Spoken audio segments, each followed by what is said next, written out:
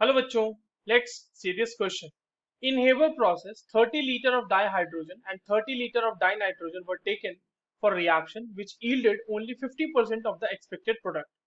What will be the composition of gaseous mixture under the aforesaid condition in the end?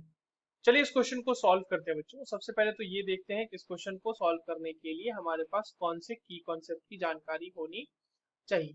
देखो की concept की अगर हम बात करें तो ये सवाल जो है ये स्टोइचियोमेट्री का सवाल है। स्टोइचियोमेट्री यूज करके हम इस क्वेश्चन को सॉल्व कर लेंगे। हमारे पास हेबर्स प्रोसेस कहा गया है, तो हेबर्स प्रोसेस की रिएक्शन क्या होगी बच्चों? वहां पे नाइट्रोजन यानी N2 रिएक्ट करेगा 3H2 के साथ और फॉर्म करेगा 2NH3।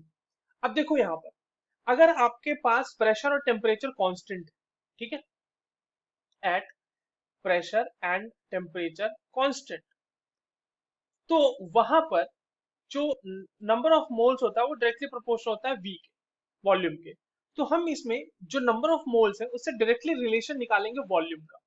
तो यहाँ पर 1 मोल है, इसका इसका 3 मोल है और इसका 2 मोल है। इतना ही मोल हमें मिला हुआ है, राइट? स्टोइचियोमेट्री के हिसाब से देख रहे हैं तो इतना ही दिख रहा है हमें। यानी कहने का मतलब 1 मोल N2 3 मोल H2 के साथ रिएक्ट करके 2 मोल NH3 बनाएगा। अब इसका वॉल्यूम के साथ रिलेशन निकाल लेते हैं। तो हमने नंबर ऑफ मोल्स को वॉल्यूम के साथ रिलेट कर देना। इसका मतलब इसका एक वॉल्यूम इसके 3 वॉल्यूम से रिएक्ट करेगा और उसका 2 वॉल्यूम बनाएगा।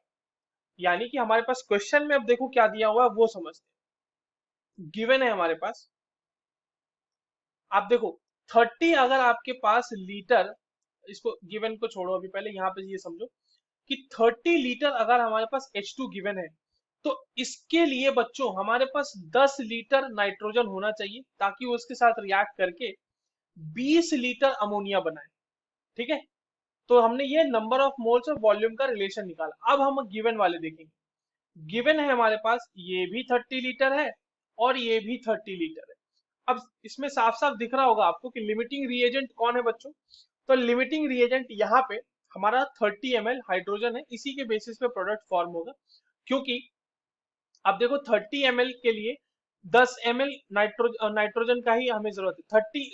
30 लीटर हाइड्रोजन के लिए हमें 10 लीटर नाइट्रोजन की ही जरूरत है। बट यहाँ पर हमारे पास गिवन है 30 लीटर नाइट्रोजन, तो ज्यादा है ना, नाइट्रोजन तो बहुत ज्यादा गिवन है। अब देखिए जो क्वेश्चन में कहा जा रहा है कि 50% ईल्ड ही मिल रही है हमें प्रोडक्ट की। तो 50% ईल्ड मिलने का मतलब क्या हुआ कि अगर देखो 30 लीटर हाइड्रोजन अगर हमारा रिएक्ट कर रहा है बच्चों तो एक्सपेक्टेड ईल्ड हमारी कितनी है?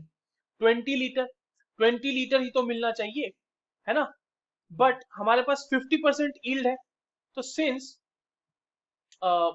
ईल्ड इज ईल्ड इज 50%, 50%, तो इसीलिए volume of NH3, volume of NH3 formed will be half of 20 litre, यानी 10 लीटर।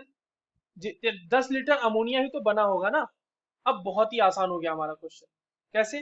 तो देखिए बच्चों, अगर हमें फिर से इक्वेशन की बात करते हैं, N2 plus 3H2 giving 2NH3, ठीक है, मोल और वॉल्यूम का रिलेशन हमने निकाल लिया है। हमारे पास मिल गया है 10 लीटर अमोनिया। 10 लीटर अमोनिया बनाने के लिए हमें कितना चाहिए होगा हाइड्रोजन?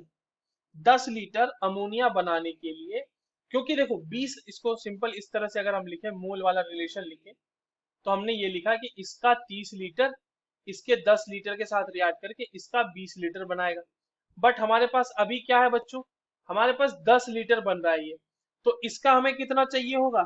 हाइड्रोजन हाइड्रोजन चाहिए होगा 15 लीटर और नाइट्रोजन कितना चाहिए होगा? 5 लीटर। तो इतना ही कंज्यूम हुआ है। 5 लीटर नाइट्रोजन कंज्यूम हुआ है, 15 लीटर हाइड्रोजन कंज्यूम हुआ है और 10 लीटर अमोनिया का फॉर्मेशन हुआ है। तो अब मिक्सचर में आफ्टर रिएक्शन कितना हाइड्रोजन है? हाइड्रोजन हमारे पास कितना हो जाएगा बच्चों? 30 लीटर में से 15 लीटर कंज्यूम हो गया, तो बचा कितना? 15 लीटर लेफ्ट, है ना, इतना बच गया है ये। उसके बाद नाइट्रोजन कितना होगा? हमारे पास 30 लीटर दिया हुआ है, उसमें से 5 ही लीटर कंज्यूम हुआ है। तो ये कितना हो जाएगा 25 लीटर लेफ्ट, और NH3 हमने निकाला है अभी, कितना लीटर फॉर्म हुआ है, ये 10 लीटर फॉर्म हुआ है, फॉर्म। तो कंपोजिशन लास्ट में क्या है, हमसे लास्ट की कंपोजिशन पूछी गई थी, तो H2 हमारे पास 15 लीटर होगा, N2 हमारे पास 25 लीटर होगा, और NH3 हमारे पास 10 लीटर होगा। यही पूछा गया था हमसे। That's all for this question. I hope you understood this well. All the very best.